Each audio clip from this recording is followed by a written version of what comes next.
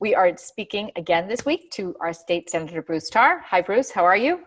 I'm doing great, Heather. How are you? I'm good. I know you've had a very busy week of informal sessions, and that's not supposed to happen, but you're really busy, and the governor's been busy. Let's talk about his most recent announcement. So, I think the most interesting thing about this, Heather, is that this is the first time that different places in Massachusetts are being treated differently.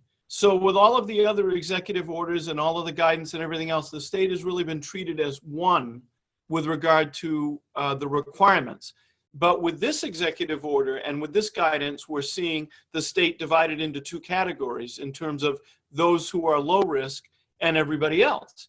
And that is important. And in terms of low risk, it means fewer than 8 cases of COVID-19 per 100,000.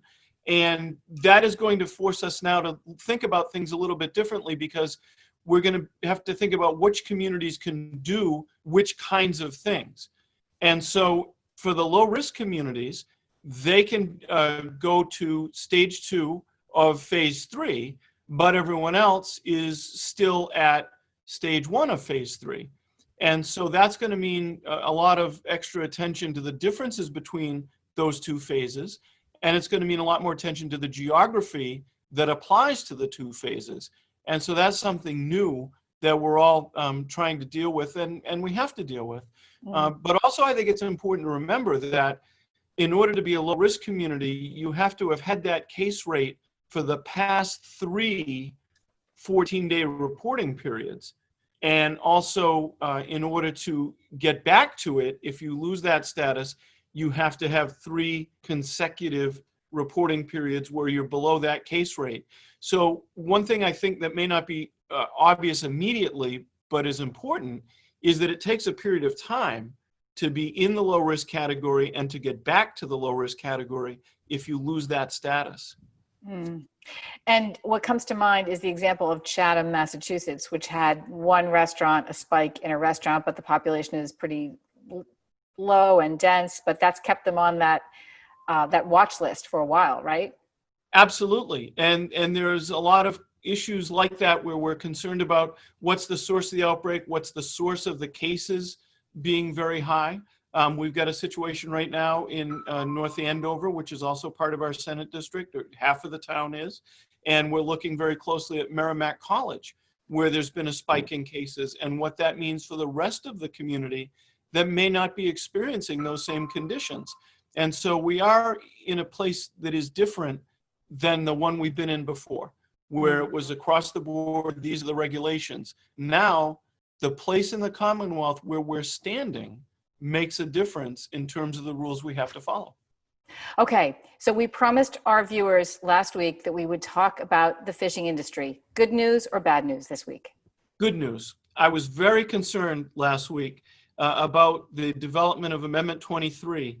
And just to remind folks that might not have been watching, although I can't imagine anyone missing your show, Heather, but if they did, exactly, they would have missed the fact that the New England Fisheries Management Council, which develops the federal fishing regulations that cover commercial fishing in New England, are developing an amendment to the groundfish plan, which covers 17, 18 particular species. And one of the things that's important about this that we didn't discuss last week is that the most permits for ground fishing for those species actually are in Gloucester for the entire state. We have the most active participants. Now, that isn't to say there aren't a lot of permits in New Bedford, but New Bedford also has scallop activity going on.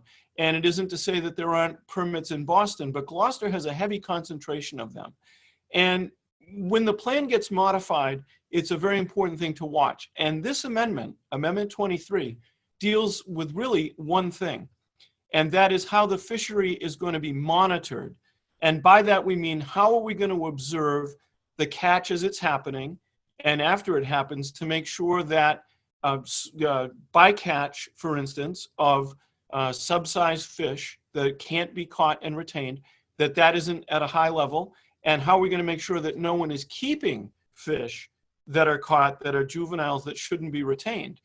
And so for a while now, we've had observers on board vessels, and generally speaking, the requirement has been somewhere in the neighborhood of 30%. The 30% of the trips that the boats go on need to have an observer. And that means they have an additional person who is there solely for the purpose of watching the fishing activity on that vessel. And just And to be clear, this is the federal government that mandates this. That is correct. It is governed by the fishery management plan, and specifically it's the groundfish fishery management plan, because there are different plans for the different species. And so while the federal government requires that, the plan actually dictates that the industry will pay for the cost of that monitoring, that observer coverage.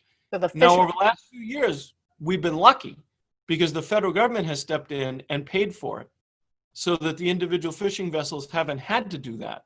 Cost, by the way, is somewhere order of magnitude $700 per day. Sometimes it's a little less depending on the trip, but it's a fairly significant cost, and one that many of the vessels that fish for groundfish right now can't absorb, because it would make their trip uneconomic and therefore not sustainable. So the idea of Amendment 23 originally was to go to 100% observer coverage, to say that 100% of the trips have to have observer coverage. Now, there is a little bit of a wrinkle to this, and there is some consideration of being able to also do electronic monitoring.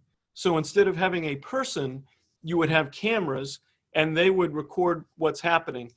Electronic monitoring really hasn't been perfected yet, and it really isn't available right now for wide-scale deployment across the fishery.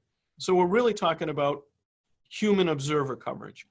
And just one other interesting piece to this is that many of us, and Congressman Moulton, for instance, was very vocal about this, many of us lobbied during the peak of the pandemic not to have observer coverage because it introduces another person onto a fishing vessel and exposes the observer and the crew to another potentiality for transmission of COVID-19. But at any rate, so they've been fishing without monitors since COVID started. Right, but now that has lapsed and we're going back to actually having monitors. So right. That's important. But the really important thing is 100% observer coverage, if it was paid for by the industry, would have devastating effects on the industry and boats being able to stay in business and continue fishing for a protein product that feeds our country. And so we were really fighting an uphill battle, and I really want to call to everyone's attention the team effort that was involved here. The governor, the lieutenant governor, we put together a letter. Representative Ferranti joined us in that effort, and I believe by the time we were done, we had 16 state legislators weighed in on this. Jackie Odell, Vito Gigoloni, the Northeast Seafood Coalition, Angela Sanfilippo, the Fishermen's Partnership, and the Fishermen's Wives. And we all collectively said, we cannot have this amendment as it's drafted. And oftentimes by the time something is this late in the process, it's hard to change it. The good news is we did. And so the amendment now, and this was voted on yesterday, it was amended and then approved by the council, is to say that we'll have 4 years of 100% monitoring, but only if it's paid for by the federal government. And so if the amendment is to be approved, and it still has to be approved by NOAA, National Oceanic and Atmospheric Administration, we think it will be. But if it is approved, that means that we will get a lot more observer coverage and a lot more information, but we will not see the economic devastation that we were headed for with the way this amendment was originally drafted. And I can't emphasize enough how that was a really terrific result that would not have occurred without collaboration, and particularly the leadership that came from Cape Ann. It was an incredible thing to be part of. Mayor Romeo Taken, again, a very vocal voice in this. Just an incredible effort, and hopefully we'll get this over the goal line and we will avoid an economic disaster for the fishing industry perspective. So I do think the council is concerned with the viability of the industry and the economic sustainability of the industry, but they also have to balance that with making sure that we rebuild stocks. And we could talk about this for a very long time, Heather, and it's a great subject. And I hope we can. And it would Me be too. great sometime to have Vito and Jackie and Angela on to talk about this as well, because it's a fascinating subject. Great. Well, let's make a date for that other Zoom meeting with all the heroes in the fishing industry in Gloucester, and maybe beyond. But we look forward to talking to you next week. I'm sure there'll be so much happening at that State House.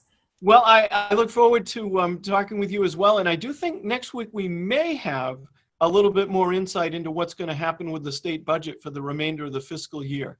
Can't say that for sure, but I think we might. And look forward to sharing that news and anything else that comes up on Beacon Hill. And so appreciate the chance to do it. Well, thank you. We appreciate you talking with us every week.